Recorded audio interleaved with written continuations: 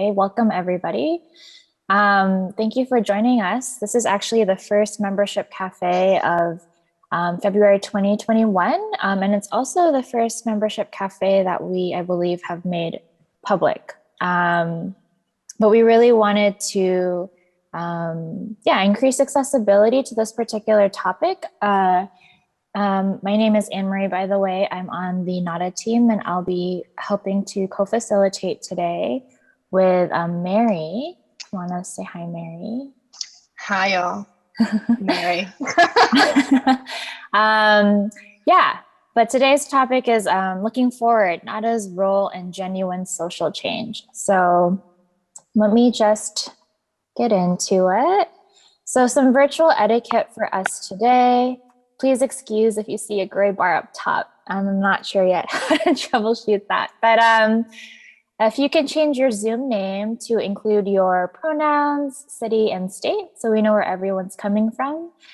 We have folks coming from all over the world, I believe, today. So thank you all for making time on a Wednesday morning, or if you're in a different time zone, thank you for making time today. Today's program is set for around 2 hours. So just, if you can, hang tight. It's okay though if you have to leave early, no worries. This will hopefully be, we're recording this and we are planning to publish it on our social media later on. So if you're unable to stay for the whole thing, you can watch the later portions. Yeah, and we ask that everyone stay muted throughout the program. We have a lot of content for you today. This is going to be pretty discussion based later on. We have some time set for discussion, but we're hoping to share a lot of context so that we're all kind of starting from the same historical perspective. And use the chat box a lot to share questions, ideas, resources, and discussion points. We are hoping that this is more of a dialogue, even though folks will be muted. You know, we're just navigating the virtual world that we live in today. And please participate to the best of your ability. We hope that this is an engaging webinar today. Yeah, and respect each other and learn from one another. And if you're unable to unmic, let us know via the chat so we won't call on you to read. That is part of the way we'll be engaging everyone today. So yeah, I realize, Mary, that I can't see the chat because of my screen share, but I will troubleshoot that in a bit. And how about for those of us who are not on the screen? Oh, are you unable to see? Yeah, right, phone calls. Right. Yeah. So yeah, this is a big reason also why we're recording this, so that you can see it, see the screen later on, but you'll at least be able to hear what we're talking about. And a lot of what we're saying is going to be on the screen. So hopefully you'll have that ability to access the information we're sharing. So yeah, but please remain unmiked, just so that we can avoid having multiple voices coming at once. Yeah. Cool. Yeah, thanks for the question, Ruth. And yeah, I'll keep an eye, Anne-Marie, since it's harder for you to see the chat. People have just been introducing themselves where they're at, and so keep doing that. Back to you, Anne-Marie. Great. So also just want to kick off today with a quick land acknowledgement. Like I said, I know we're all coming from different parts of the world, but we want to take this time to acknowledge the Indigenous presence and that most of us are on stolen land. I myself am currently on stolen Coast Salish Duwamish land. So just want to give us like a couple of seconds to take a couple of breaths as we go into this presentation to remember our historical context and that we're all part of the same struggle. Yeah, and highly recommend that if you don't know what land you are on, to do some research after this call. It's a really great practice, and to engage with your local Indigenous communities too.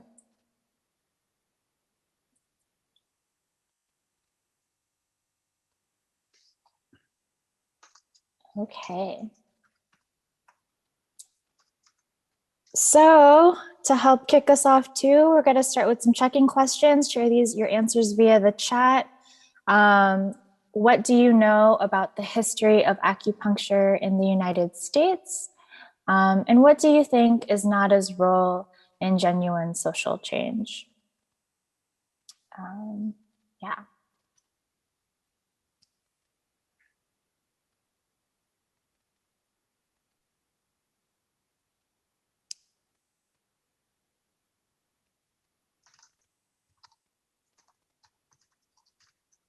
So I'm just going to give folks a couple seconds to write out some initial responses or thoughts.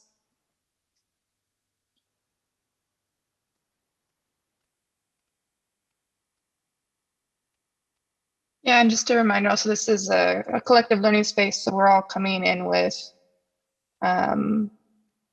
different life experiences, studies, and perspectives, and so we're learning here together, so no wrong answers, and invite folks to share as they're able to in the chat. I think there are also some folks who are sharing that they're having, lost power issues, and I think some just general tech stuff. Okay, yeah, started in the 1970s. Okay, I can see the chat now, Mary, by the way. Okay, cool. Okay, great, yeah. So Leanne from Fairmont says, I'm still learning about the history of acupuncture and most recently learned a whole lot from the Dope is Death podcast. Really amazed and look forward to learning more on this journey. Marion Lee in California, Chinese immigrants in the 1800s, NADA to facilitate health as inspired by Black Panther Party and Young Lords from Gaida in Berkeley. Tyler shared California, about 1500 was AB 1500 was the first legislation in professionalization. Great, that's something I actually didn't know. Asian immigrants, Lincoln Detox, Dr. Small, UCLA med students, awesome. We will actually be showing a little video today about that. And yeah, folks are definitely looking forward to learning more. Thank you all for sharing. And I see someone has been waking up to this. Yeah, it's early morning for me too. But we appreciate you all coming here. This feels very historical in a way that we're bringing back some of this history. It's something that we talk about pretty frequently on the team, but have yet to really facilitate a community conversation about it, at least and to this extent, especially virtually. So really excited for today, y'all. We're going to kick off our conversation with a brief historical situationer, and I'm going to hand it off to my Mary. So yes. Take it away. Take it away. Okay. Thanks, folks, for sharing. So as Anne-Marie had said, we're going to be kind of laying out some context and information.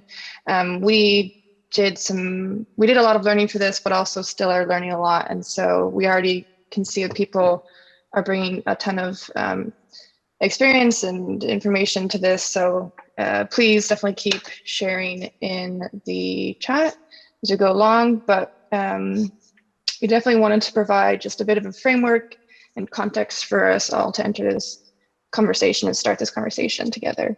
So by no means is this like totally comprehensive, but the beginnings for us to reflect on NADA's origins, and also to talk about how the work continues today. So, okay, so next slide, Anne-Marie. We're gonna start in what may seem like an unexpected place, but that's Nixon's so-called war on drugs, which was launched in 1971. Just a quick question, who was familiar with the war on drugs? Who has heard about this? You can raise your hands or share in the chat. Yeah, okay, definitely seeing some hands. So that is, absolutely awesome. Yeah, so decades of organizing have paid off, that this is known. But just to get us on the same page, the war on drugs put a lot of money and power behind a massive effort to criminalize the use of particular drugs and put people in prison, specifically Black folks, specifically brown folks, people of color, and poor folks in general. So there's lots of information out there if this is new to you, and I highly recommend learning more. But some facts here on the side. Could I actually ask somebody to read some of these for the folks on the phone? Let's see, it's hard to see everyone. Can I get a volunteer?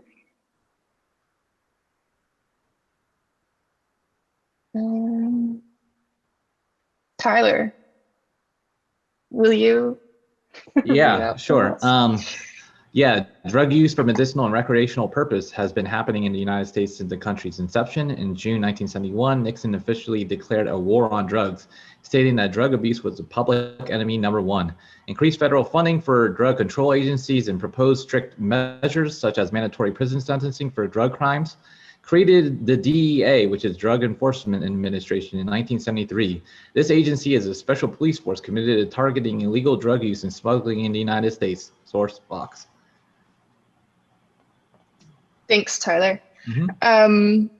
Yeah, so just a quick overview, and if people have like their favorite sources or resources to learn more, I invite you to share those in the chat. We'll have some at the end of this presentation as well. Okay, so the question is just, who was this war really for? Who did it really help? Was it really to fight drugs? And we're gonna get you to go to the next slide. And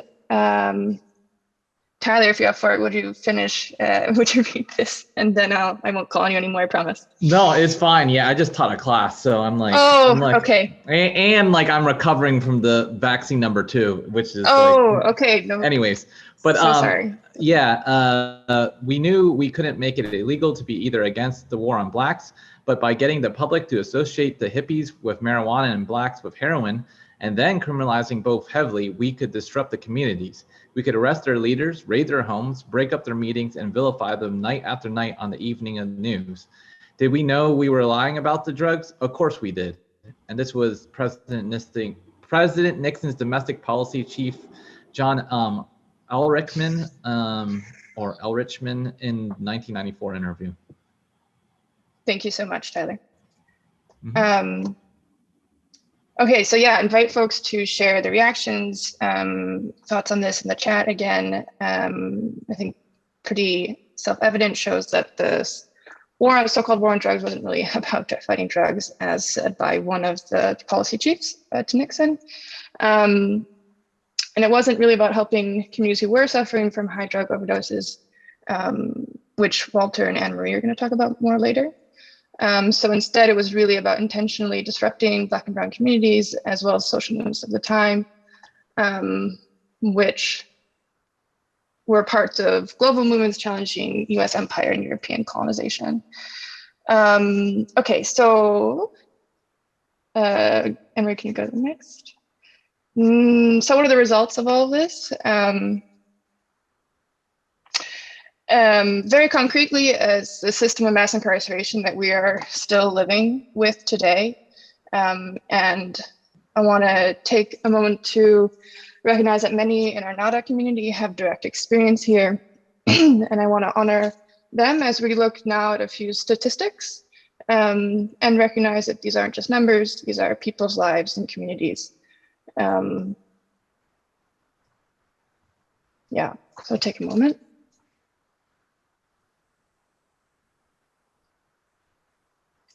On a personal note, I first learned about kind of the system of mass incarceration in the US in 2012 as a student working with the Prison Creative Arts Project, which is a longer story of actually how I got connected to Sarah and Nada. I can tell you about it another time. But keeping us moving, so just keeping this in your mind, the war on drugs launched in the early 70s, results in this massive system of incarceration, and it's targeting Black and brown and poor folks. And again, this is new to you. I invite you to check out the documentary 13 that's available on Netflix in the United States. I'm not sure about elsewhere. But yeah, lots of information is available publicly here. So, okay, so now shifting, I'm going to try to speak a little more slowly. Thanks for that note. I'm going to shift to talk about healthcare directly. So in the NADA community, we talk a lot about making the NADA protocol barrier-free and accessible. So taking a step back, we want to consider how accessible healthcare has been in the United States from the 1960s until today.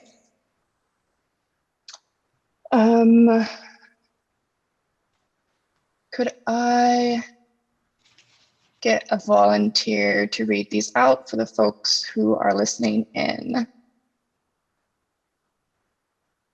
Sure, Mary, I'll read. Thank you. Thanks, Victoria. The slide says access to healthcare, 1960s to the present, and the source is Time Magazine and PBS Healthcare Crisis Timeline. Bullet point 1, the percentage of national income that is absorbed by healthcare has grown over the past half century from 5% in 1960 to 18% in 2017. Bullet point, 1990s, healthcare costs rise at double the rate of inflation. By the end of the decade, there are 44 million Americans, 16% of the nation, with no health insurance at all. Bullet point, from 1999 to 2016, health economist Martin Gaynor notes, workers' health insurance premiums increased 242%. Bullet point, direct-to-consumer advertising for pharmaceuticals and medical devices is on the rise. Okay, thanks so much, Victoria. Okay, so people are spending more money, healthcare is getting more expensive, and a lot of people don't have health insurance, kind of general trends. For all the money spent, though, are people getting healthier? And Marie, can I get you to the next slide? Victoria, could you finish off and read this quote for me too? Sure. Thank How you. is it possible that Americans pay so much and get so little? The money is certainly going somewhere. What is waste to a patient is income to a provider. The industry is not very good at promoting health, but it excels at promoting wealth among healthcare providers. This is from Professor Anna Case at Princeton University. Thank you.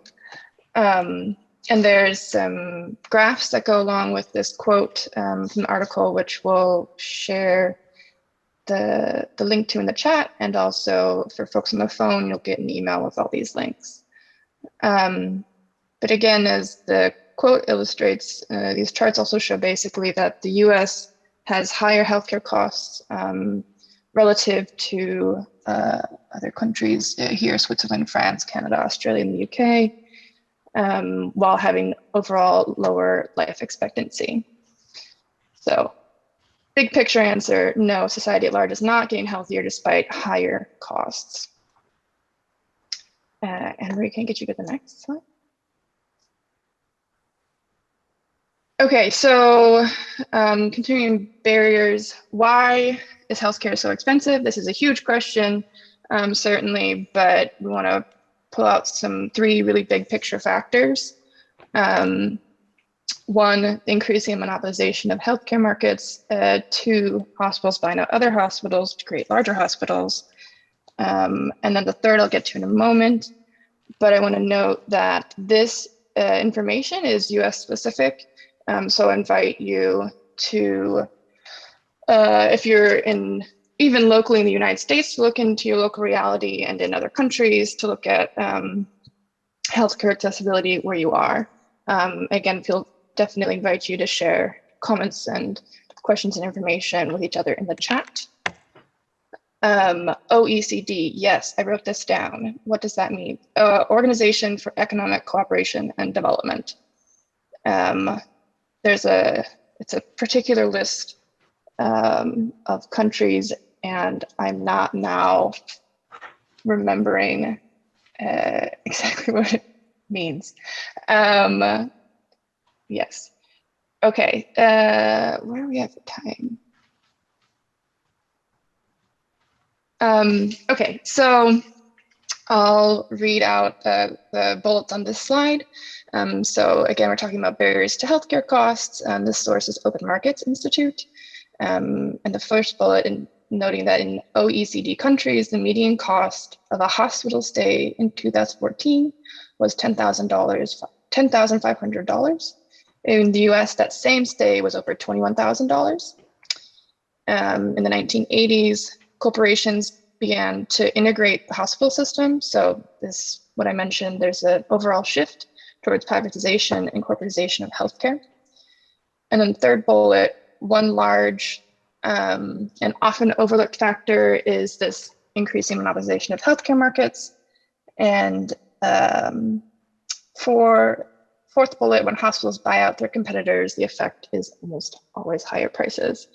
I will say, I'm currently in my parents' house on Anishinaabe land in Michigan, but I usually live in Berlin, Germany. And when I moved and got healthcare there, it's not a fully public system by any means, but one of the things that stood out to me was when they were telling me about my coverages, like the cost of a hospital stay would be like 10 euros if I had an emergency. And I just was like, wow, that's great to know that I won't be going bankrupt if I need to go to the hospital, which is not true here in the United States. Okay, so let's see here. There's a third kind of factor here that I want to mention. Anne-Marie, can we move to the next slide? So again, we're at this question of why are things so expensive in relationship to barriers to accessing healthcare. And so in addition to monopolies and monopolization, Mary, yes. Mary, I'm sorry, you're talking way too fast. Can you slow down a little bit? Yes. Thanks. Sorry. Nervous. I will try to slow down. Thank you. Please keep reminding me to slow down. Okay, so in addition to these monopolies, there's also the very important to note the role of and growth of pharma monopolies. Can people hear me still? Yes. Okay. Thank you. Yeah, so we're looking now on the slide at the top 10 pharma companies in 2020 and their total revenue. And this, the top 10, the lowest is $23.4 billion year over year, I believe. I'm not a super businessy person, surprise, but that's billions of dollars. And then the top of the top 10, Roche is $53 billion. So when I first looked at this, I just was like, wow, that's an insane amount of money. So yeah, I'm gonna leave that there. Okay, let's see, was there anything I wanted to say? Yes. All right, so to close off this historical situationer with these like big picture statistics and big picture questions and historical context, the question we're asking ourselves and asking you, is there a relationship between these things? So this growth in mass incarceration and difficulty and accessing adequate health care. And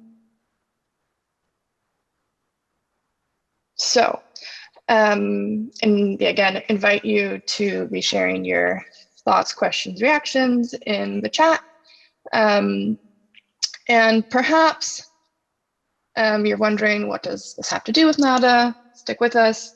But to recap and remember, we just took a very big picture look at some important historical context.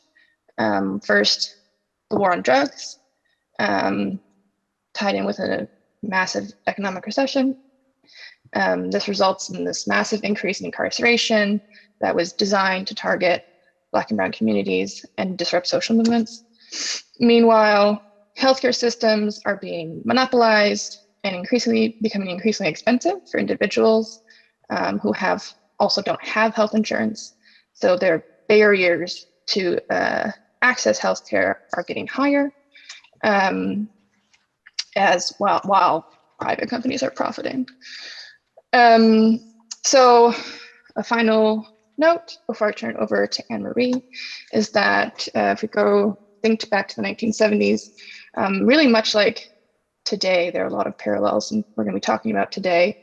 There is a real issue with the rising use of very harmful drugs and very high rates of overdoses in communities like the South Bronx, which Walter's going to talk more specifically about.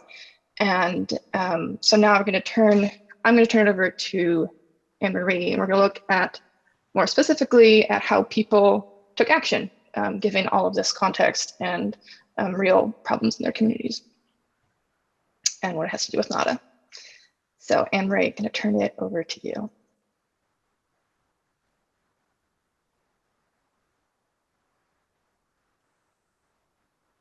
Sorry, I'm also the one sharing screens right now. Yeah. So, and it's giving me some funky, what's it called? Putting these gray bars on my screen. But anyway, to bring us back, yeah. So thank you, Mary, for that historical situationer. We, structured today's presentation in this way because we know that we all have different understandings of history, but want to really contextualize with these particular events. Given that we have Walter today, who will be talking after a video I share in a bit. But that today is really a presentation to get us thinking about what do we do now. So as we're kind of going through all of this content, just keeping in our minds what do we do now after this this huge history that we're all a part of. So, it is in this context that Mary shared that individuals and organizations at the grassroots took action. So I have a video here. I don't know if Ina is actually on the call, but this video was recently. Oh, hello, Ina, if you're out there. Hey, Ina. But she made this video to share the history of integrative medicine and how Black revolutionaries are connected to acupuncture. So it is about a 15-minute video. Once I start playing, if folks can let me know in the chat if you can hear the sound and everything's solid. But yeah, I'm gonna just start playing it now.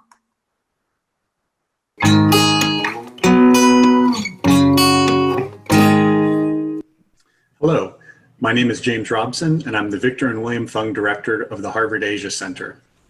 I'd like to welcome you to the Asia Center's Research Talk series, which is part of a new series of virtual programming at the Asia Center. The research talks are aimed at showcasing some of the fascinating research that's being done on various facets of Asia by Harvard students, graduate students, faculty, Asia Center affiliates, and other specialists. We very much hope you enjoyed learning from these talks. Did you know that Black revolutionaries in the 1970s used acupuncture? The stories before us are unexpected and little-known stories of American history and acupuncture. And in many ways, Unexpected Connections is the story of acupuncture. The conventional history of acupuncture in the United States starts in July 1971 with New York Times reporter James Reston's trip to China, where he wrote about his experience with acupuncture. He was part of a team to prepare for President Richard Nixon's trip to China in 1972. Reston fell ill with appendicitis and underwent surgery, and his post-operative pain was managed by an acupuncturist. His article would cause a frenzy of interest in acupuncture in the United States. But the stories before us have nothing to do with Reston, and they actually begin in parallel. We have Dr. Tolbert Small in Oakland, California, and Dr. Mutulu Shakur at the Lincoln Detox Center in New York City. And what makes these stories even more surprising is the fact that Dr. Small and Shakur didn't know each other in the 70s. And yet there is a fundamental similarity. Against the backdrop of medical discrimination, these stories are about people fighting against a healthcare system that didn't serve them by using what I'm calling toolkit care, a self-assembled, essential mobile community care in response to dire situations. It's similar to first aid, but it has more of a do-it-yourself spirit, and what's included in the toolkit is decided upon by the people themselves. In this case, Dr. Small and Chakor sought out a variety of resources and included, of all things, acupuncture into their toolkit. Hello? Hi. Hi, Dr. Small. This is the first time I talked to Dr. Small, and I spoke to him about his interest in acupuncture. You learned about acupuncture on your trip to China, right, in 1972? Yeah, we were actually in Shanghai. Dr. Wu was an acupuncturist, gave us a couple of lectures on acupuncture. When I came back, I basically did all the acupuncture points on myself. It was actually illegal in the state of California. And so I used to have a card that said Talbot Small Research Acupuncturist. And I used to do house calls all over West Oakland, North Oakland, doing acupuncture on people. Dr. Small has been in Oakland for the past half-century, serving his community as a physician and acupuncturist, where he's affectionately known as the People's Doctor. He graduated from the Wayne State Medical School in Detroit in 1968 before he left for Oakland for residency. In 1970, Dr. Small became a physician for the Black Panther Party, a civil rights group centered on self-defense, and he treated members such as Bobby Seale or affiliates such as Angela Davis. However, Dr. Small never became a formal member of the party because he disagreed with some of their stances and believed that he can best help by focusing on medicine. He directed the George Jackson Medical Clinic, one of the Panther Party's many medical clinics that offered free healthcare. And he also co-directed the National Sickle Cell Anemia Project that educated and screened for the disease in Black communities around the country. In November 1971, Panther leader Huey Newton traveled to China, and on that trip, he asked Premier Zhou Enlai if he can organize a following trip for community members. For some context, the Panther Party was hugely inspired by Mao Zedong and sold many copies of the Little Red Book, a collection of Mao's writings to earn revenue. Mao had also declared his support of the Black community in America in 1963. However, his intentions have been debated. Did he support the cause, or was he simply trying to undermine American power? Either way, Newton was given the green light to organize a group of 20 people. Dr. Small was on this trip in March 1972, and the composition of the group was fascinating. So half of them were not quote-unquote special and not members of the Panther Party, and included nurses, lawyers, and chaplains. Dr. Small was considered to be part of this group, and he was the only doctor. The other half of the group were formal Panther Party members. When did you get to China? Oh, I can tell you exactly. March the 7th, Tokyo Hilton. Landed in Vancouver. Beat by the hospital signs. Welcome, Hewitt Travel Group. We also agreed by Pega's plot to split up the contract to support the leadership and all its subversives. Based on the wall, you have no rights in Canada. All Black Panthers will be deported as subversive. The anti-subversive law has only been enforced against Panthers. That was Dr. Small reading from his journal on the first day of travel. American officials made it difficult for them, and they had to detour many times before they got to China. Over the course of the 7 weeks, they traveled all over, visiting cultural sites and factories, learning about the revolutionary processes happening in China. They also witnessed acupuncture anesthesia and visited rural health clinics where they watched barefoot doctors in action. So barefoot doctors were lay people trained to provide basic Western and Chinese medicine to rural areas, and it was a large national movement led by the Maoist government. There were over 1 million barefoot doctors, each of whom carried their own medical toolkits as they treated underserved communities. This was the inspiration for the delegates' toolkit care. David Levinson, on the left, was 19 years old when he went on this trip, and he was one of the few formal white members of the party. Here, he tells me how the barefoot doctors inspired the delegation. We were coming from a very enthusiastic, young, revolutionary idea ourselves, and going to what we felt was a very enthusiastic, young, mass, grand scale. And one of the things they were doing was this incredible revolution in healthcare, or so it seemed, in developing a healthcare system which was committed to providing for poor people, and the barefoot whole doctor idea. A lot of it involves acupuncture. In fact, some of us started buying some Chinese acupuncture needles, started messing around with each other, not knowing what we were doing, and the Chinese saw us doing that. So they actually provided us with some formal teaching. Upon returning home, Dr. Small taught himself acupuncture, and here are some of the patients he's treated. In 1974, he published 2 papers on acupuncture, doing a literature review on acupuncture anesthesia and looking at the neurophysiological basis for acupuncture. In 1980, he opened up a private practice, the Harriet Tubman Medical Clinic, which was in operation for over 30 years until 2016. Today, he works for other healthcare centers. Inspired by the barefoot doctors, and ever since he's picked up acupuncture in 1972, Dr. Small has integrated it with Western medicine in his metaphorical and literal toolkit he brings with him as he cares for and serves his community. Phantom horse, winging its path through the sky, showering light upon the east, though masked by the west by cultural clouds of doubt. Yes, Westerners, cut away your cultural shrouds. Investigate the new changes and don't ignore them. Our second story is on the East Coast with Dr. Mutulu Shakur. Dr. Shakur was a formal member of the Republic of New Africa, a black nationalist organization, and he was an affiliate of the Panther Party. He was also the stepfather of rapper Tupac Shakur. So this is the Lincoln Detox poster from 1975. Let's break it down.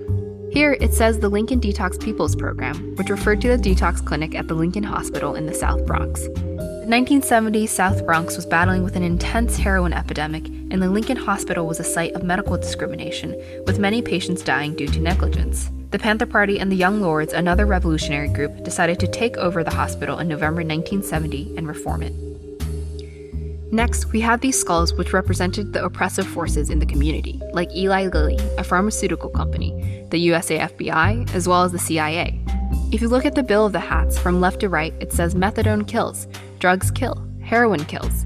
One of the main goals of the detox center was to educate its community on heroin and methadone addiction. They believed that their community was under a chemical warfare attack, and supposedly helpful interventions such as methadone maintenance were only binding them to another harmful substance. At the bottom, it says, "We will fight heroin and methadone addiction by any means necessary," and the main means by which they did so, and the most effective intervention they kept in their toolkit, was acupuncture. Dr. Shakur first heard about acupuncture through his friend and fellow activist Yuri Kochiyama in 1970, and he read about ear acupuncture for withdrawal symptoms in articles about a Bangkok doctor and a Hong Kong doctor named H.L. Wen. This is what Dr. Shakur has to say about the early days. From 71 to 72, approximately, before we even got needles, people would come up to the Bronx, dope fiends, hardened dope victims. We would massage their ears and massage their hands and their legs, and we would stand there with our fingers in their ears or in the different points, and we do deep breathing, and they'd fall right out to sleep and just relax. The next day they'd be back for that treatment. And we would detoxify people off of heroin and cocaine and methadone with acupressure, a lot of love, a lot of commitment to it. And it was some of the most rewarding times of our lives, you know. And it was just great. It was just great. It was spirited. And we then began to get the needles and learn needle insertions and how to deal with various symptoms. The Lincoln Detox team eventually went up to the Montreal Institute of Traditional Chinese Medicine, and Dr. Shakur received an acupuncture doctorate degree here in 1976. Here is a page from the newspaper of the White Lightning, a group of white revolutionaries in the South Bronx. Here we see a discussion of how acupuncture could eliminate the use of methadone. And a patient named Delphina speaks about how her acupuncture treatment was so good that she didn't need her methadone. Delphina was one of thousands of patients that visited the Lincoln Detox program. The team, however, not only treated people, but also trained anyone who was interested in learning acupuncture and incorporating it in their own toolkits. And the Lincoln Collective paired this training with political education and developed what they called a barefoot doctor cadre. Lincoln Detox became not only recognized by the community as a political formation, but its work in developing and saving men and women of the third world inside of the oppressed communities, resuscitating these brothers and sisters and putting them into some form of healing process within the community. We became a threat to the city of New York, and consequently with the development of the barefoot doctor acupuncture cadre, we began to move around the country and educate various other communities, orientations around acupuncture, drug withdrawal, and the strategy of methadone, and teaching the brothers and sisters the fundamentals of acupuncture, the theory of acupuncture, how it was used in the revolutionary context in China and in Vietnam, and how we were able to use it in the South Bronx and our success. Lincoln Detox certainly faced its challenges.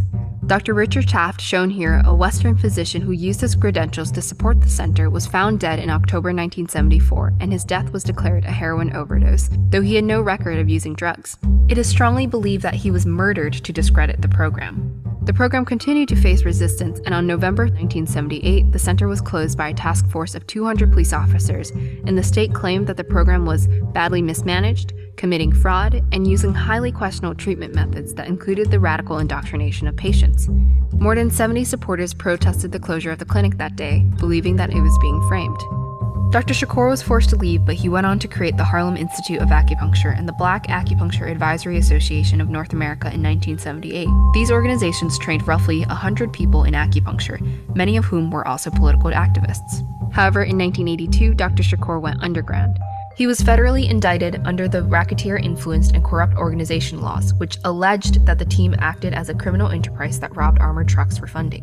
One of the incidences was the 1981 Brinks robbery.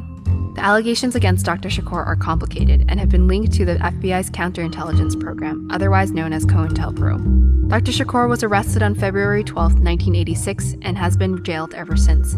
Though mandatory parole regulations meant he was supposed to be released in 2016, he has repeatedly been denied parole, and he was recently diagnosed with cancer in 2019. A few of the original Lincoln team members relocated the program, but now the clinic focused solely on acupuncture treatment and training. In 1985, then Director Michael Smith formalized the National Auricular Detoxification Association, or also known as NADA. A particular 5-point ear acupuncture protocol known as the NADA protocol was also formalized, and it is used for drug detoxification, general anxiety, pain, and stress relief. This treatment has expanded worldwide with estimates of over 25,000 practitioners. These photos are from Sue Cox, an acupuncturist who spent time at Lincoln in the early 90s and has worked to bring acupuncture to 128 of the 150 prisons in the United Kingdom. I will cover these stories in my next video and explore specifically what makes ear acupuncture so suitable for these practitioners and their toolkit. I began this video with a question mark, and it represents the unexpected connection between Black revolutionaries and acupuncture.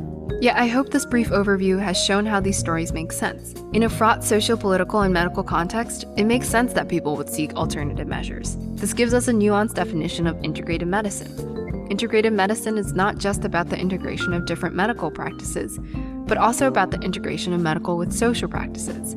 For Dr. Small and Shakur, that social practice was serving the people body and soul. Their use of acupuncture had socio-political meanings to it. Acupuncture fit their local medical and social needs and was part of this DIY metaphorical and literal toolkit which they used to serve their community. But their local needs were not necessarily the same. Though I put these stories under the same title, they are in fact different. Oakland and South Bronx were different. Dr. Small and Dr. Shakur were different. Though both were associated with the Panther Party, Dr. Small never formally joined the party, and Dr. Shakur was instead a formal member of the Republic of New Africa. Their toolkits were different. Dr. Small was first a Western doctor who was inspired to use acupuncture. Dr. Shakur received support from Western doctors, but he himself practiced Chinese medicine, and its difference from biomedicine was politically important. He used acupuncture in a much more explicitly political way, and he combined it with political education. Both were, of course, influenced by the Barefoot Doctors movement, but the legacies of Mao on their lives are not so straightforward. These differences and nuances matter because they prevent us from painting entire groups of people as the same. But of course, there are fundamental connections. These stories ask us, who has the right to heal? What is medicine and for whom does it serve? And they tell us that healing comes in all forms and is meant to serve all patients. And so to the question that always gets asked, does acupuncture work? Well, I think we can ask the thousands and thousands of people that Dr. Small and Shakur have helped and continue to help. To the healers and their patients who have the right to be healed. We are healers. We toiled for years to learn the mystery of the human body. We nourish spirits from birth to the grave. We mend the bones. We sew the cuts. We kill the pain. We cool the fevers. We soothe the spirits. We are healers. We bring new life. We close old life. We pick the herbs. We needle away the pain. We cut out the cancer. We poison the germs. We calm the troubled mind. We are healers. We treat the whole body as one universe. We also treat each part of the universe. We keep the hearts pumping. We keep the lungs breathing. We know as long as life exists, we will be healers. We know that our patients will always have the right to be healed.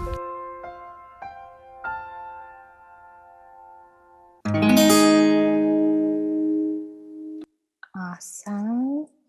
So yeah, that is a really nice, I think, summary. Some of the different moving parts that existed the time of the 70s and 80s when acupuncture was first being introduced in the United States. So we today have a live first-person perspective from Walter, who is a licensed acupuncturist and a certified NADA trainer. In the early 1970s, and he'll speak on this, he was a member of the acupuncture collective at the Lincoln Hospital Detox Program, which was also mentioned in the film. He is also one of the first North American students to graduate from the Acupuncture Association of Quebec. He's also the first Puerto Rican to be licensed to practice acupuncture in the state of California, and he was a young lord during the time. But I'm going to hand off the mic to you now, Walter, to share about your experience firsthand. Okay, so first of all, I'd like to say that was a terrific video, and it gave a lot of history and definitely connected the East Coast with the West Coast. What I'd like to make it clear is that the acupuncture collective, and it was a collective effort. It wasn't just me or two. It was 6 of us in the collective, and out of the 6, 4 of us got scholarships and graduated from the Quebec Institute of Acupuncture. So if we talk about what happened in the early 60s and the 70s, we have to understand that we came from a revolutionary perspective because the world was in revolution. It wasn't just us in the United States. We had the war, we had the civil rights movement in the 50s, then we had the movements in the 60s as far as the anti-war movement, you know, the war in Vietnam made a lot of people take a look at what was happening in America. We understood then at Lincoln Hospital because we were radicals. And actually, I still have my little red book. I don't know if anybody could see it, but here's my little red book I've been carrying for 50 years. Anyway, so it was a collective effort. The collective, the acupuncture collective, was organized by Matulu Shakur, myself, and 4 other members, Richard Delaney, Ricky Bird, Wafia, and Hassan. They were brothers and sisters. Only 4 of us went to Montreal and graduated in 1977. But as I was saying, is that we were in revolutionary times.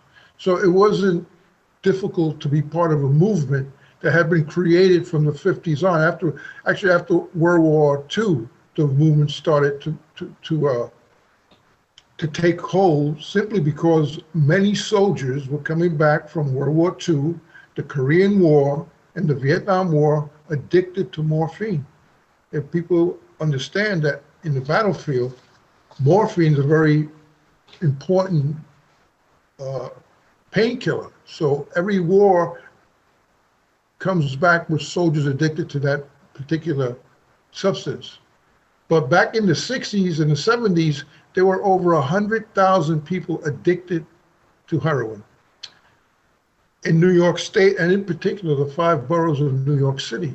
And we, as members of the Young Lords and activists working with the Black Panthers, we decided that it was necessary, absolutely necessary, to get people off of heroin. And so we demanded in 1970, we had taken over, the Young Lords had taken over the hospital twice. The second time we demanded the drug program. The first time we demanded patients' rights. And if you go to a hospital now and you see a patient's right bill up on the wall, that was the results of our first takeover of Lincoln Hospital. The second takeover of Lincoln Hospital was the demand for a detox program. Prior to 1970, methadone was a substance. Methadone was a substance that was used to pacify the people in the community. So if you have problems with heroin, they would send you to Lexington, Kentucky to join a methadone program, and then you would be on a methadone program for the rest of your life. We would call it liquid handcuffs, because once you were on methadone maintenance, your travels were restricted.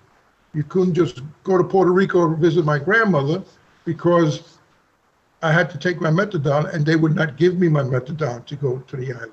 And that's just an example. Couldn't go to Chicago, couldn't go to California. So we call methadone liquid handcuffs because you were handcuffed to a particular community and you could not leave it. So in 1970, when we demanded and fought a bit of battle with the city administration, luckily at that time it was Lindsay that was in City Hall, and he was much liberal kind of guy, and actually turned out to be a pretty good politician if you follow his history. When he passed away recently, I think a couple of years ago, he was the only politician that I knew that passed away and was not a millionaire. He just wasn't into making money. He was into serving the community. So I got to give him kudos for that. But anyway, we started our detox program in 1970. What we did was, because methadone was the only thing available in the hospital, was we started a 10-day detox cycle. So we would take our clients, put them on methadone. I mean, of course, we would give them physical therapy. We would give them a physical examination. We would take a history. We would take their blood. We would examine any medical problems that they may have to refer them to other clinics. And then we would put them on a 10-day detox cycle, which meant that for 10 days, they would take methadone, starting with 40 milligrams, 35, 30, 25, all the way to the end of 10 days, where they then would have 5 milligrams left and basically detoxed. The last 5 milligrams were a little bit hard, so we gave them a lot of therapy, a lot of love, and definitely a lot of political education. And so from there, we began to realize that the heroin epidemic was causing much trouble in our community. But added to that, the methadone became another epidemic. Actually, methadone was probably the first opioid epidemic in New York City, simply because methadone, being a synthetic drug, worked on the body differently than heroin. Heroin was a natural drug. Methadone was a synthetic drug. And so if you take methadone in the 70s and you take the opioid epidemic now in 2019, you could see the similarities that the synthetic drugs are much more difficult to detox from. So what happened was, if you overdose on heroin in the 70s, they would take you to an emergency room. They would give you Narcan, which has become very popular now these days, and you would snap out of your overdose and you would go home and go to sleep. But if you overdose on methadone, a synthetic opioid, they would give you the Narcan, send you home, but in the middle of the night, because methadone was a synthetic drug, it would reoccur. You would reoccur and wind up having another overdose in the middle of the night, and many people just never woke up. Added to this problem, since the clinics were not open 7 days a week, they would give the clients a take-home dose. And usually it was a little bottle, a little orange juice. At the time, they used to use Tang. I don't know if people remember what Tang was. You got to be a baby boomer to remember what Tang was. But anyway, it was an orange-flavored drink that would be mixed with methadone, because methadone was a clear liquid. So they would take that whole weekend dose home. And so a lot of people would sell it and created a black market selling methadone in the street, because many people preferred heroin to methadone. So they would sell the methadone in the street to buy heroin. And that became a greater problem, because now you were buying methadone in the street and you really didn't know how much dose was in that little bottle. You don't know if it was 10 milligrams or 40 milligrams. And methadone being more powerful than heroin, that was one of the problems with the overdose. Not to add to the fact that a lot of people, when they took the methadone home, their children would wake up in the middle of the night and see a little orange bottle in the refrigerator, thinking it was orange juice. They would drink it and they would overdose. So we had the emergency full of people with heroin overdose, methadone overdose, and quite a few children overdosing as well. So it became an epidemic, it became a mess. And we, the activists in New York City, the Young Lords, the Black Panthers, the Atrium, and other radicals of the time decided that we had to do something to stop this methadone mess. Now, although we introduced methadone in our community with the detox program, we realized by 1972 that the methadone had become an epidemic as well. So we were looking for an alternative. And it's like the film was saying that Mutulu and the rest of the collective, because I want to make it clear, it wasn't just Mutulu or I, it was a collective effort. The detox program was a collective effort. The acupuncture clinic was a collective effort. And that's how it worked, and that's how the whole department worked. There were no leaders, there were no power people in charge. They were a collective effort. Every department in the program, from the administrative department to the medical department to the nurses department, were all collectives. So by 1972, we decided we were going to experiment and find an alternative to methadone. And acupuncture became that alternative. So in 1972, you know, Mutulu has his story. He went down to Chinatown. I have my story. We read the articles from Bangkok, Thailand, from Hong Kong, and Mutulu and I said, we got to try it. And the collective agreed to go to California because California was the only state in the union that was certifying acupuncturists, because most people who came from Asia first arrived in the West Coast. So there were a lot of acupuncturists at that time. Although it was illegal in New York to do acupuncture unless you were an MD, it wasn't illegal in California. So if you were a licensed acupuncturist in California, you could practice. So we decided that we were going to start this acupuncture collective. So the medical collective became the acupuncture collective, and we started detoxing people with acupuncture. Keep in mind, we're still doing the 10-day detox with the methadone, but at the end of those 5 milligrams, we then really get heavy into doing the auricular therapy. And we start giving them political education. We always gave our clients political education. It was important for us as radicals that we needed to show people where they came from. So it was very important to have a historical background, to understand that you weren't born an addict, you were made an addict. If on your way to school, you ran into 5 dealers in the street offering you free drugs, because they always offer you free drugs until you get addicted, and then there's no more credit. So we had to educate them, re-educate the people, and explain to them that this whole opium cartel, heroin cartel had a historical background that goes back to the British Empire. The Boxer Rebellion was one of the issues that we stressed in our political education, explaining to them that the Chinese were dominated by the imperial powers because of opium. And by the way, opium wasn't grown in China. Opium was grown in India. And now the Golden Triangle has become very popular because that's where it comes from now. And that's where it's been coming from for the longest time. So we educated our clients. A lot of them became political, became activists, and became volunteers. And we recruited them into all kinds of collectives, political prisoners collective, community collectives, rent strikes. And this is how we became so popular that the program was called the People's Program. But at the same time, as Mutulu explained in that clip, we became a problem to the establishment. We were challenging the powers that be. Not to mention that Eli Lilly wanted to have methadone maintenance at Lincoln Hospital. And for those 7.5 years that we were in charge, we did not allow Eli Lilly to have methadone maintenance in Lincoln Hospital. So one thing led to the other, and in 1974, we're invited to the Acupuncture World Conference. Every year there was an Acupuncture World Conference.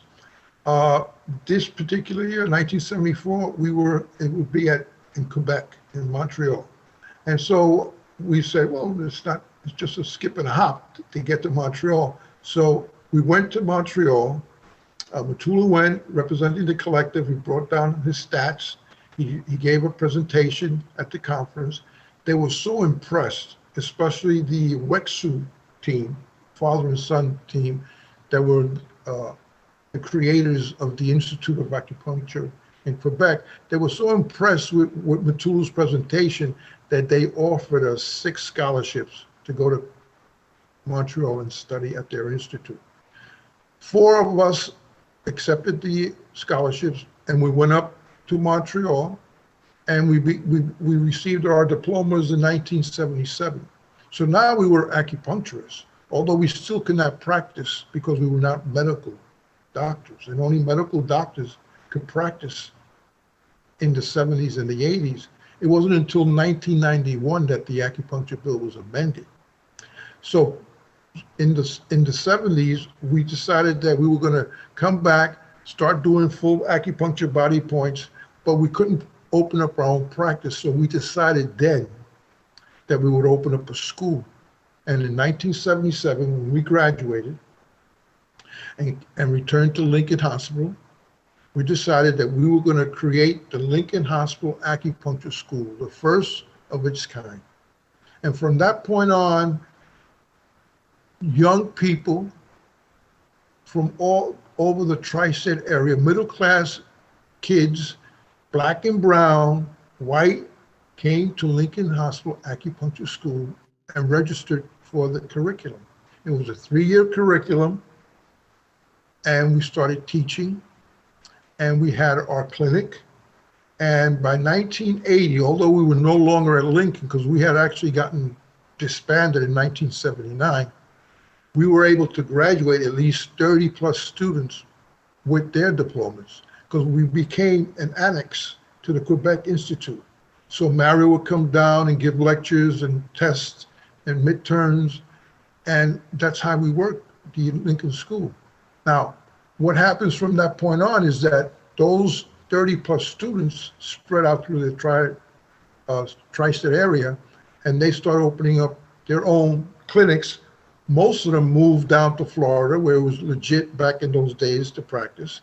Some went to California, got licensed out there, and they spread out around the country. But we created the first people's acupuncture school, because what we also had to tell our clients as far as the political education classes was that acupuncture and traditional Chinese medicine back in the early times, we're talking about the dynasties, the emperors, only the upper class had access to medical physicians, acupuncturists, martial artists, masters of all kinds of arts. The regular working people didn't have access to that. The working people, which were basically peasants on the farm, just worked, just like they did in this country when we had slavery, and after slavery, we did not have access to those medical modalities. So we wanted to present and introduce traditional Chinese medicine to the South Bronx community, which we did. Now, unfortunately, by 1979, the Koch administration decided that they were going to move on us because we were too radical, and we were. I mean, we have to accept the fact that the anti-war movement, the women's liberation movement, the independence movement for Puerto Rico, the independence movement for African nations, that was a threat to the establishment. And that's what we were educating our people, to bring consciousness, to open hearts and minds, to make a revolution. We were living in a revolutionary period. So there was no way that we could do anything else but contribute to that movement. That movement became our extended family, something that's not in existence at the present time. And therefore, a lot of people who get stuck on drugs, opioids, heroin, crack, cocaine, they don't have that extended family. They don't have that movement. There are small movements still happening in America, But in reality, it wasn't the movements of the 70s that really changed the world. We have to take credit that the anti-war movement made a dent in Nixon's war in Vietnam. John Ehrlichman, who was his counsel, you saw a little clip about what they were doing. They were purposely stopping the movement by incarcerating our people.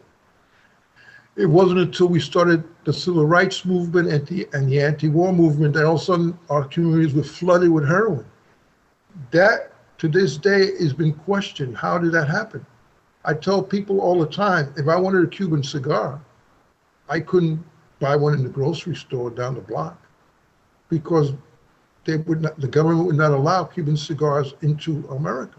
But yet I could buy all the heroin, cocaine, crack that I wanted right down the block. So let's look at the picture. Like I said, it wasn't easy. It was a bittersweet struggle. We lost a lot of good brothers and sisters.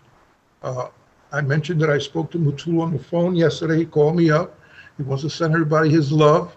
He wants everybody to understand that we were the pioneers that created the NATA protocol at Lincoln Detox in the 1970s. In 1974, when Richard Taft is found dead, the late Dr. Michael Smith becomes the medical director. And at that point, Michael becomes the director, and we work close with him because we needed a medical director to sign off on the paperwork. I personally think that they killed Taft because that way they would scare any other doctor from picking up the mantle.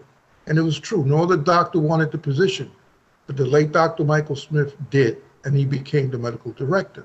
From that point on, it's history.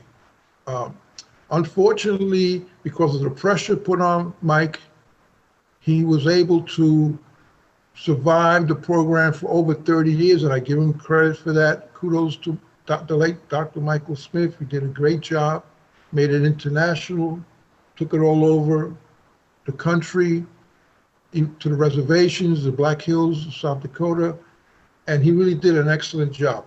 Unfortunately, the history was not completed. So now a lot of NADA members look at the history of the Lincoln Detox program from 1974 on, when Michael Smith became the director.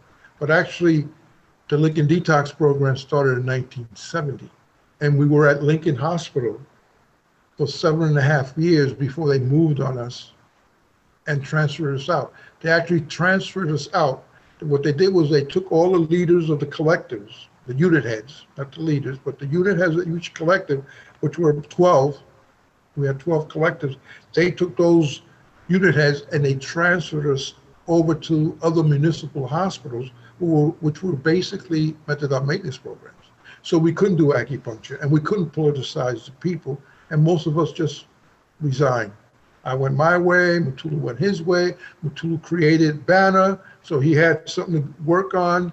I created PRANA, Puerto Rican Acupuncture Association of North America. It never got off the ground. And so this is what I mean about the history is a history of struggle. It's a bittersweet history because we did lose a lot of people. Mutulu's been in jail for 35 years. You know, a lot of our people, when we lost the People's Detox program, because without the politics, people went back and started using drugs again, and we lost a lot of good people. But Banner was created in 1980, and to this day, it's still incorporated. We continue the struggle. I recommend that you watch the film, The People's Detox by Jenna Bliss, and Dope is Death by Mia Donovan. Very good documentary on what happened back in the 70s and who the players were, who the pioneers were, and how to this day, there's still a pulse and we're still breathing and the struggle continues.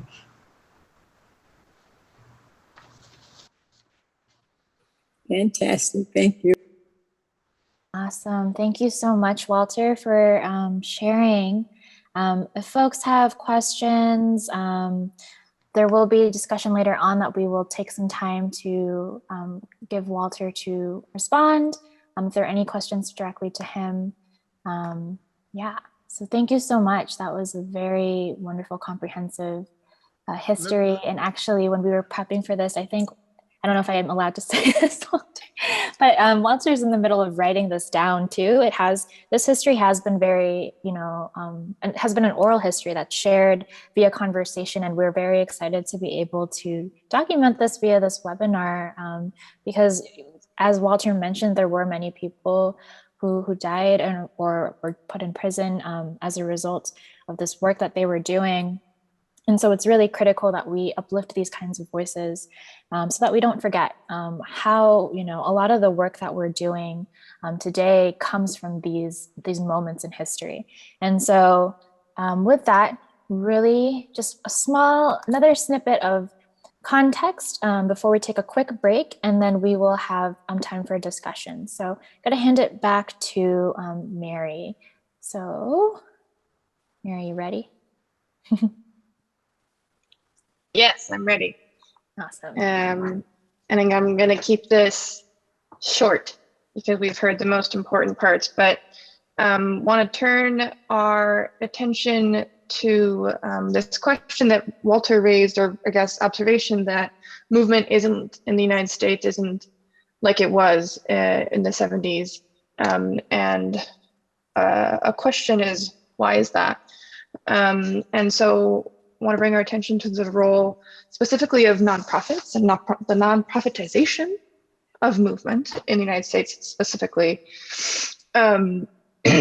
So yeah, if the information is coming primarily from a book called The Revolution Will Not Be Funded, which I really invite folks to take a look at. We can share, there's a PDF online where you can access essays and things that get into this if it's, again, if it's new to you. The Revolution Will Not Be Funded. Yes, so it gets into the history of nonprofit and kind of their role in shaping radical dissent in the 70s and 80s. So we're going to take us back to the 19th century, but I think I'm going to move us forward in time instead and just go to actually and read the next slide. Yeah, so a history now we can trace back to the 19th century States, but I want to bring us to the 20th century. Before the 1950s, charities were generally unregulated, but they began to, there's a rise in something called 501c3s, which is a tax status. We start to see a rise in groups getting organized around this tax status in the 60s, when foundations are being more regulated by the government, and so they can fund only particular things. And yeah, so oh, maybe okay. So oh, I should have just started from the beginning. Okay, but so 1950s, the foundations that have existed since like the turn of the 20th century, which basically like the millionaires, the Rockefellers, Vanderbilts, are putting their money, hiding their money from taxation by creating foundations. This is still happening today. It's slowing down. But I want to bring our attention most specifically to, as I said, the impact of nonprofits on movements in the 60s, 70s, into the 80s. So here we have a couple of quotes from essays from this book, which, as I mentioned, gives a historical and political analysis of nonprofits in the United States, but also has essays of organizers and how people navigate this, and in the past and the present. So Ty, I would invite you to read these quotes from the organizers. Can you hear me? Yes, Ty. Okay. Should I read all the quotes, or? That would be great. Yeah. Okay. Ford Foundation's support of certain Black civil rights and Black power organizations actually helped shift the movement's emphasis through the recruitment of key movement leaders, from Liberation to Black Capitalism by Robert L. Allen. The offer of well-paying jobs in the nonprofit sector seduced many Native activists into diverting their energy from organizing to social service delivery and program development. Madonna Thunderhawk. It, parentheses, foundations, also helped to professionalize these movements, since only those with advanced degrees could do this kind of work, thus minimizing the importance of mass-based grassroots organizing. Thank you, Ty. Yes, so the first quote about the Ford Foundation by Robert Allen comes from, there's a book and which builds on an essay from, I believe it was published in the 80s, but please someone correct me if you know. Black Awakening in Capitalist America is the title in that quote. And then the second quote from Madonna Thunderhawk is from her essay, Native Organizing Before the Nonprofit Industrial Complex. She is still an organizer with Warren. And if somebody could do me the favor of writing out that acronym in the comments, it's currently left my mind. So yeah, the thing that, yeah, thank you so much, Danielle. Warren, Women of All Red Nations.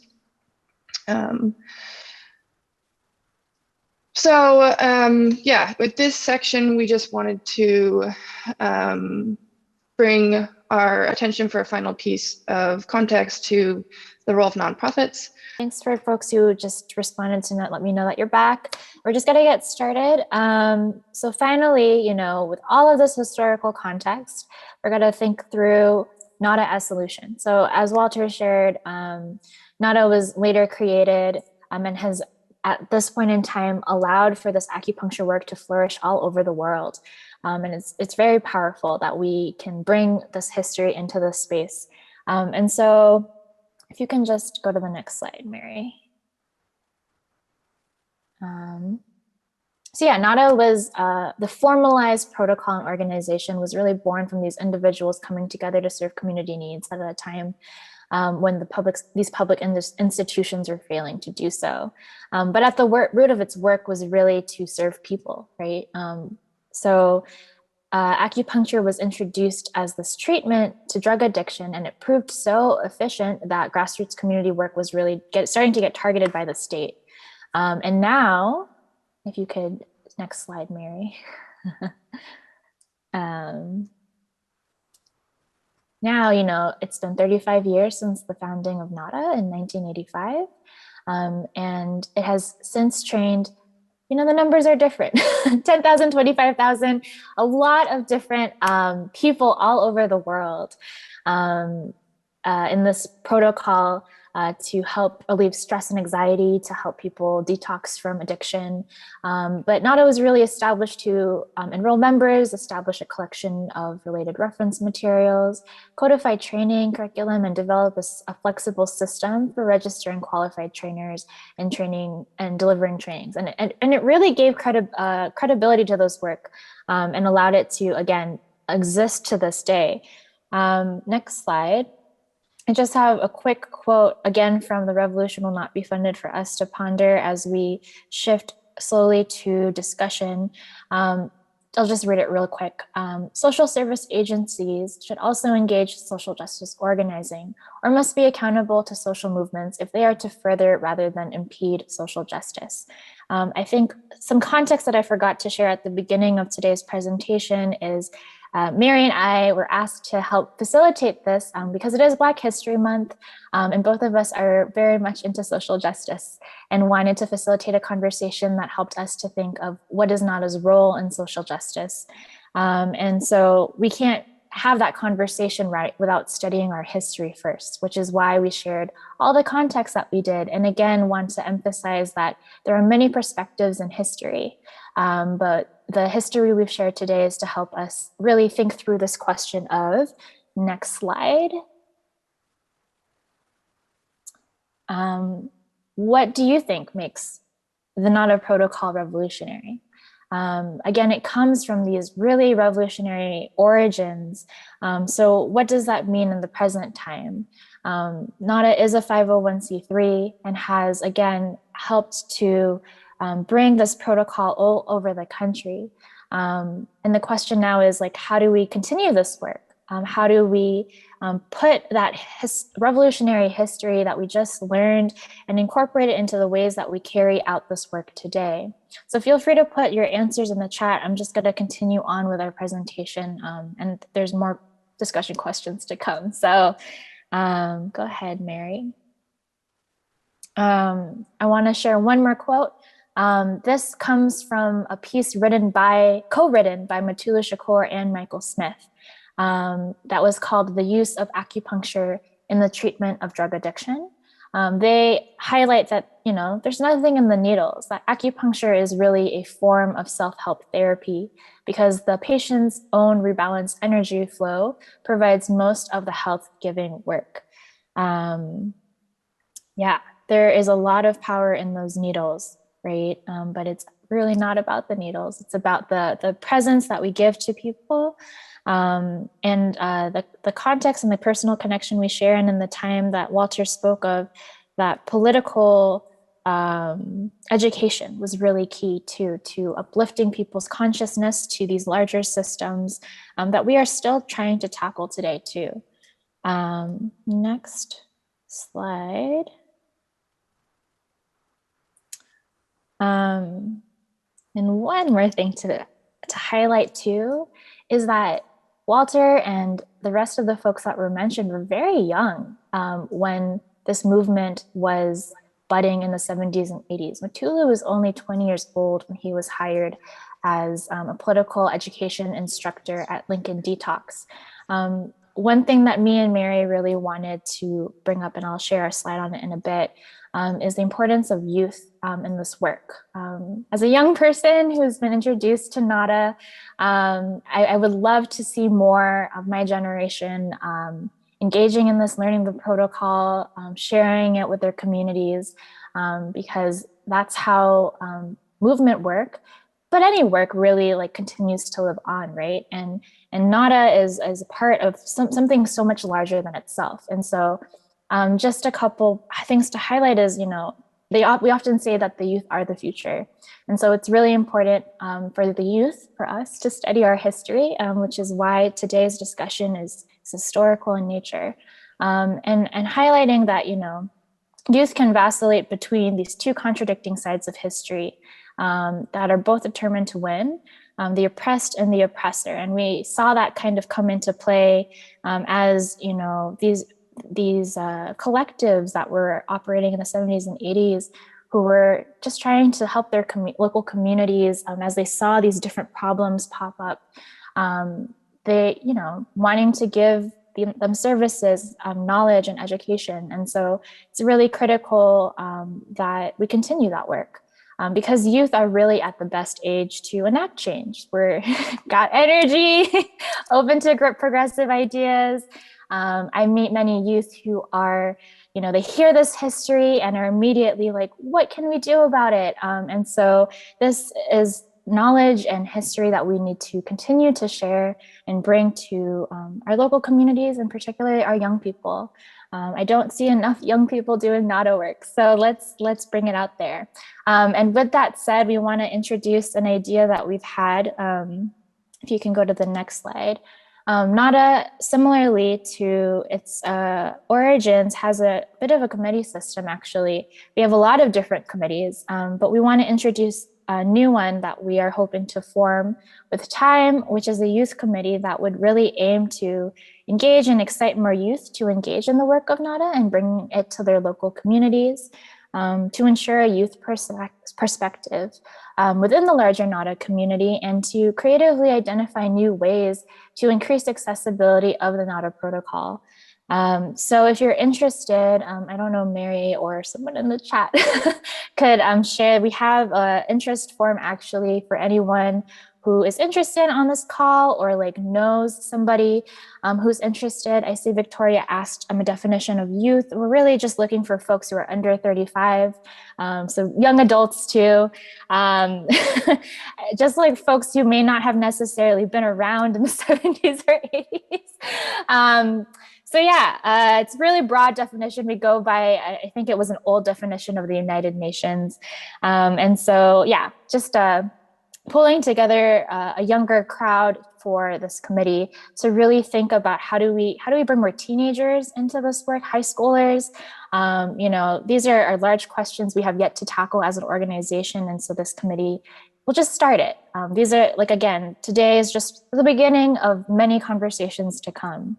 And with that, I'm just going to pull us into our conversation now that we have this full context of history and ideas. So we're going to break out into small groups so that we can have a little bit more talking time, because it's hard to have a group amongst, there's about 50 of us on this call. And we just want you to discuss, like, how can we reconnect NADA's existing work to the work of social justice organizing to ensure that we are accountable to the communities we serve? And how can we increase accessibility of NADA, the protocols, resources, its network to youth, and to ensure that this work continues beyond the generations who pioneered it? So yeah, please share in the chat, but also Mary is currently working on breaking us up into groups of 3 or 4.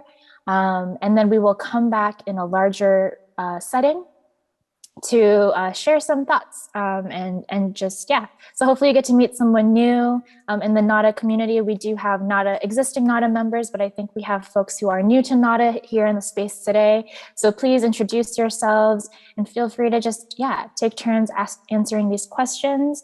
We will give folks about 5 to 7 minutes.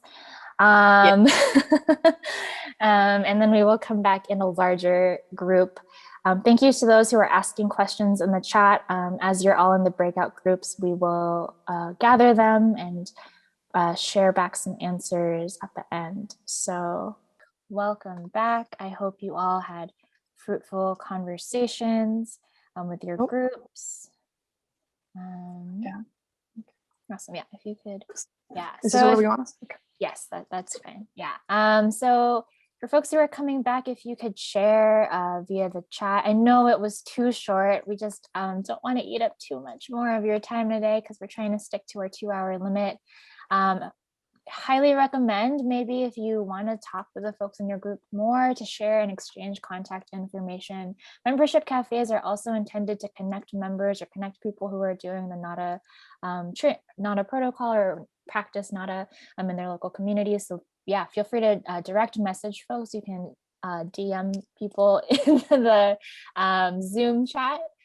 So you can get people's contact information and continue these conversations beyond today. Today is not intended to be a final conversation. It's just a conversation starter. So yeah, feel free to share your contact information for others in the chat, but would also love to read some of the things that you are taking away from the conversations that you started, or even like things that you took from today's presentation. So while I'm waiting for some responses, I also want to, if you could just go to the next slide, Mary, sorry. Yeah, so please share your takeaways, share your responses to those questions. While that's all happening, want to share some calls to action. Again, continue this conversation in your local communities. I don't know if it's been shared yet via the chat, the link to the youth committee. So if someone on the NADA team can just share that link. So if you're interested, you can, what's it called? Access it and put your information in, and we'll follow up to see when we can get an interest meeting going. Sorry. All good. Thanks, Tyler, for joining. All good if you have to jump off a little early. Can you go back to the takeaways? Okay. Yeah. Sorry. Also, another link we will share in the chat is how to become a member. If you are interested in NADA, you can sign up via our website. There are trainings happening throughout the country that we try to post on our website.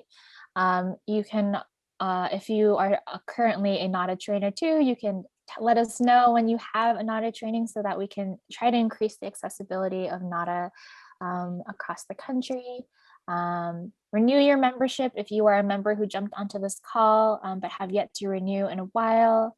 But yeah, more information is definitely available on our website. And we do have a history series in the works. This is just one conversation in a larger one, right? So please stay tuned for that. More information to come via our social media. If you have yet to follow us, please follow us on Instagram or Facebook. Yeah, so again, if someone can send the links in the chat. Oh, here's our contact information, but I'm going to just read out some of the things I'm seeing in the chat because folks are sharing. Tyler, who already left, had shared that he wrote his PhD on the social and racial history of acupuncture in the US called American Chinese Medicine. We can actually, in a follow-up email, share that. It's a really interesting piece. It's public on the internet, so we can share that resource. Could you repeat that? Could you repeat the name of it? Yeah, it's just his PhD. Tyler Fan is the name, but we can send the link for that after today. He just wrote about, it was his dissertation on the social and racial hierarchy of acupuncture in the US. All right. Is he the one who Yeah. There's a video of him presenting that also?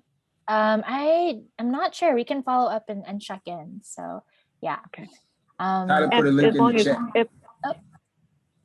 Yeah. Can I just ask one more question from the phone?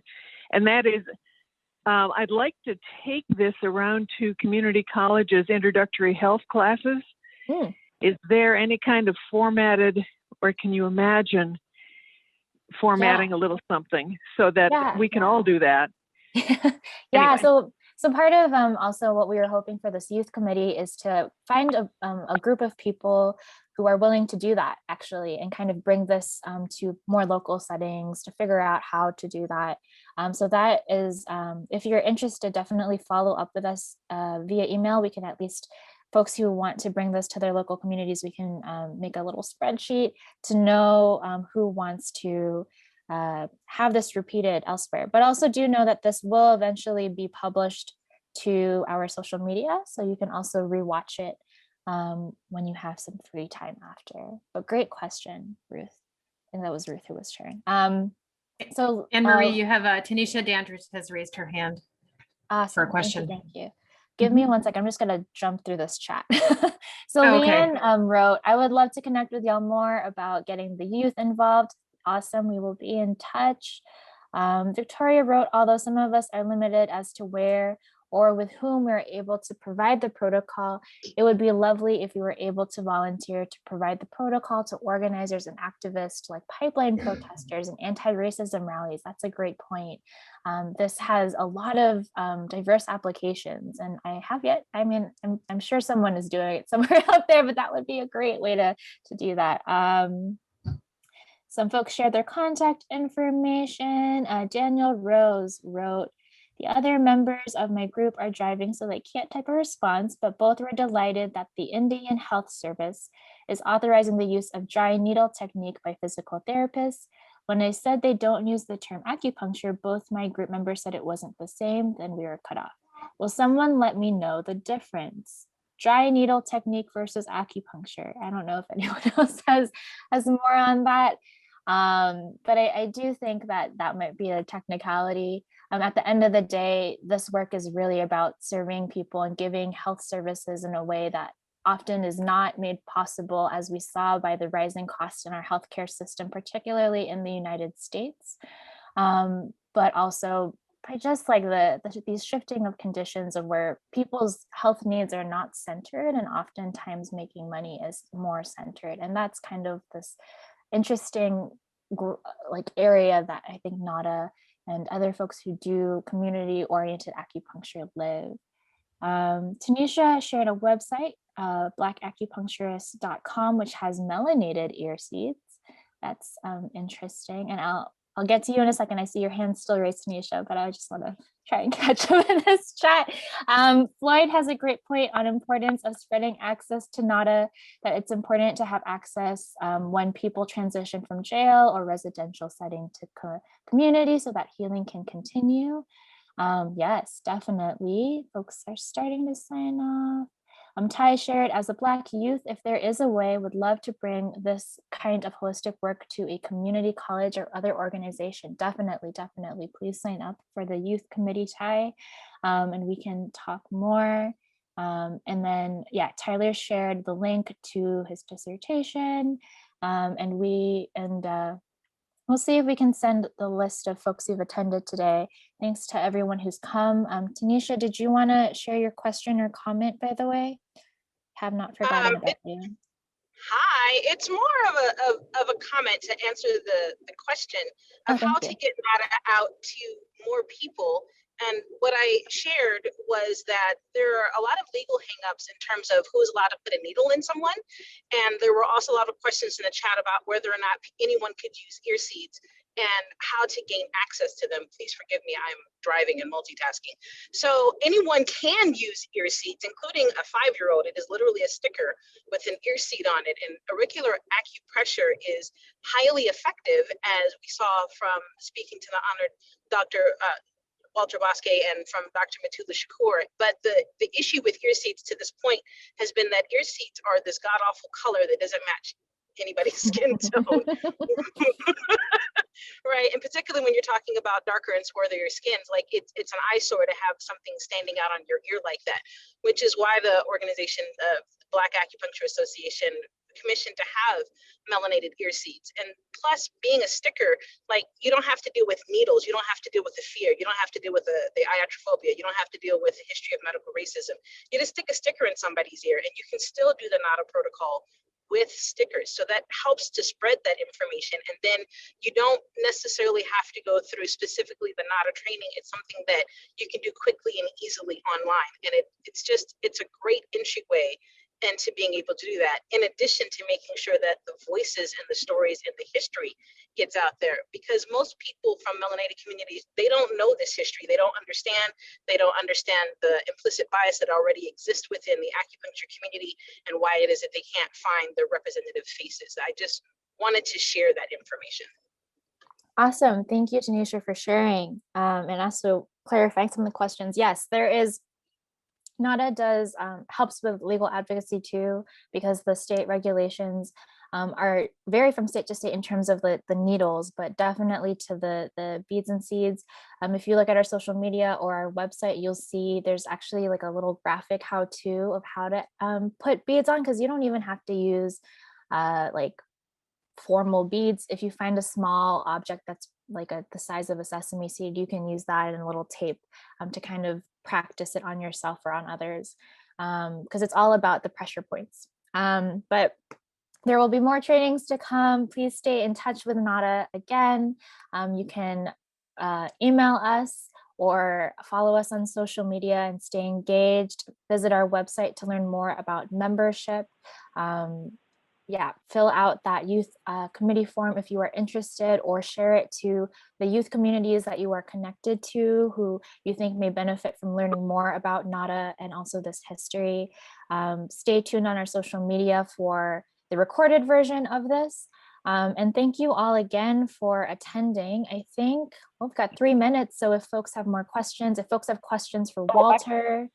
I think Ty raised her hand. Oh, Yeah. Ty, if you, yeah, Ty, do you want to share? Sorry, I missed that. Yeah, I just want to say, like, I feel like just speaking as a youth myself, like, I do feel like a lot of youth activists or people interested in like holistic healing are a little bit like scared of, you know, just like branding and stuff like that, because a lot of us are kind of more anti-capitalistic. So I feel like there is kind of like a big piece of like any awareness raising about NADA should definitely have to do with like how to engage in the work in more of an anti-capitalistic way. Or at least definitely, I love the idea of just like some funding coming from above and that being available for youth who want to do the work and share it, like say in a community college setting or in more like societal transformation ways, but for that to be just like available. Yes, definitely. Highly recommend, Ty. Nice to see you, by the way, to yeah, join the youth committee. These are nothing's quite set in stone yet, but these kinds of ideas are what we're looking for to kind of shape what that committee will focus on, to increase access to youth, and the framework by which you know, would make it more accessible. So yes, thank you for sharing. Yeah, I see folks having to step off. Enjoy again.